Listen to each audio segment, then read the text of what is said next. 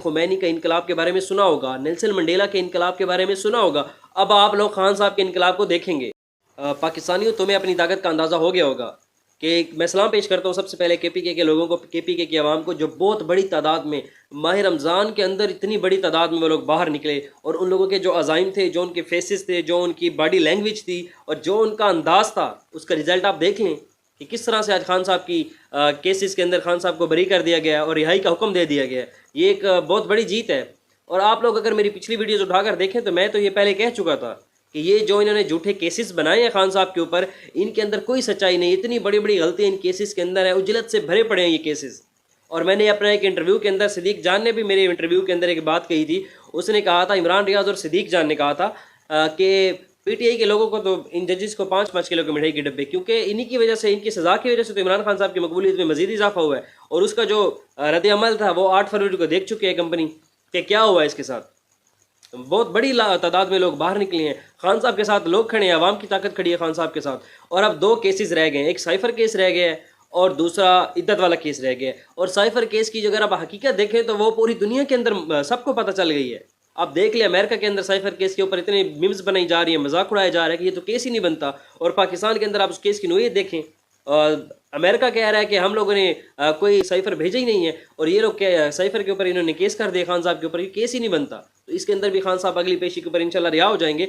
और आखिरी केस खान साहब के ऊपर जो रह जाएगा, इद्दत वाला केस रह जाएगा। अगर उस केस को देखा जाए तो, उसकी नोयत को अगर देखा जाए तो पाकिस्तान की तारीख में पहला केस, कभी भी ऐसा केस नहीं हुआ जिस केस के अंदर इस तरह की कोई सज़ा मिली हो। ये खान साहब पहले हैं जिनके ऊपर ऐसे केसेस के अंदर खान साहब को सज़ा हुई है। तो ये सज़ा भी ख़त्म हो जानी है। खान साहब इंशाल्लाह रमज़ान से पहले, जिस तरह से बैरिस्टर गौहर ने कहा था, जिस तरह से बैरिस्टर अली जफ़र ने कहा था, और इमरान खान साहब के जो वकील हैं उन्होंने कहा था कि खान साहब ईद से पहले बाहर होंगे, और ईद के बाद जो जलसा होगा, ईद के बाद जो एहतजाज होगा बहुत बड़ा, वो खान साहब उसको खुद लीड करेंगे। मैं ये कहना चाह रहा हूँ, कंपनी से कहना चाह रहा हूँ, मैं अपनी पाकिस्तानियों से कहना चाह रहा हूँ, आप लोगों ने खुमैनी का इनकलाब के बारे में सुना होगा, नेल्सन मंडेला के इनकलाब के बारे में सुना होगा। अब आप लोग खान साहब के इनकलाब को देखेंगे तो आप पिछले सारी हिस्ट्री भूल जाएंगे। अभी भी आप लोगों के पास वक्त है, अभी भी टाइम है कि अपने आप को कानून के नीचे लेकर आएँ, अपने आप को जमहूरियत के नीचे लेकर आएँ, मुल्क के अंदर कानून और आइन को बहाल होने दें। अवाम के साथ इस तरह ना करें जिस तरह आप लोगों ने किया है, अवाम के मैंडेट के साथ आप लोगों ने धोखा दिया है, अवाम के मैंडेट को चोरी किया है। ज़ाहिर सी बात है, इसका रिएक्शन आना है। अवाम के पास सिर्फ एक ही ताकत होती है, वोट की ताकत, वोट की पर्ची से, जिससे वो निज़ाम को तब्दीली ला सकते हैं। आप लोगों ने तो वो हक भी ख़त्म कर दिया अवाम से। दूसरा हक अवाम का जो है, जमहूरी हक का एहतजाज करना, आप लोगों ने दफ़ा 144 लगाई हुई है, अवाम को उनके हक के लिए निकलने नहीं दे रहे।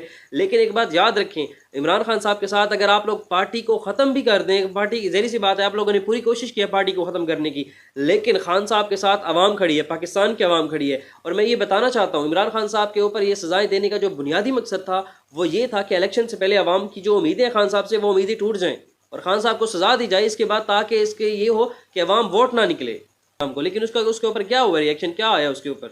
अवाम की उम्मीदें अभी भी खान साहब के ऊपर हैं, और अवाम की जो उम्मीदें, अवाम के जो अज़ाइम है, वो आप लोग देख लें। आजकल के जलसे और जुलूस के अंदर जो अवाम निकल रही है, उनके आप लोग अज़ाइम देखें, आप लोग उनका बॉडी लैंग्वेज देखें, तो वो तो बहुत ज़्यादा गुस्से और शदीद गुस्से के अंदर अवाम है। तो अभी भी आप लोगों के पास टाइम है। इंशाल्लाह खान साहब बाहर आ जाएंगे, अदालतों के ज़रिए बाहर आएंगे इंशाल्लाह। जो अवाम का जमहूरी हक़ है, अवाम इंशाल्लाह लेकर रहेगी। अब वो सन 1970 और 80 वाली दिहाई नहीं है, ये 2024 है। और सबसे पहले इन लोगों ने कोशिश की है जी सोशल मीडिया को कंट्रोल करने की, लेकिन सोशल मीडिया के ऊपर इन लोगों ने, जो मीडिया के एक्टिव लोग थे, उनको उठाने की कोशिश की है, उनको डराने धमकाने की कोशिश की है, लेकिन मीडिया इनसे कंट्रोल नहीं हुआ। क्योंकि पाकिस्तान का जो मीडिया है ज़्यादातर ओवरसीज़ पाकिस्तानी चला रहे हैं, जिनके ऊपर इनका बस भी नहीं चलता, जिनको ये कह भी कुछ नहीं सकते। और दूसरी बात, आजकल पाकिस्तान का 26 करोड़ आवाम के अंदर हर बंदे के पास तकरीबन मोबाइल है, और हर बंदा सोशल मीडिया इस्तेमाल कर रहा है। किस किस को उठाएंगे, किस किस को रोकेंगे?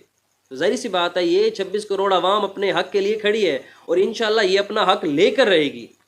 और आप लोग देखेंगे इंशाल्लाह पाकिस्तान के अंदर तब्दीली भी आएगी, पाकिस्तान की मईशत भी ठीक होगी, और इंशाल्लाह एक जमहूरी हुकूमत पाकिस्तान के अंदर, पाकिस्तान की तारीख़ में पहली दफ़ा जमहूरी हुकूमत कायम होगी पाकिस्तान के अंदर। अब तक के लिए इतना ही, मुझे इजाज़त दीजिए। अल्लाह हाफ़िज़।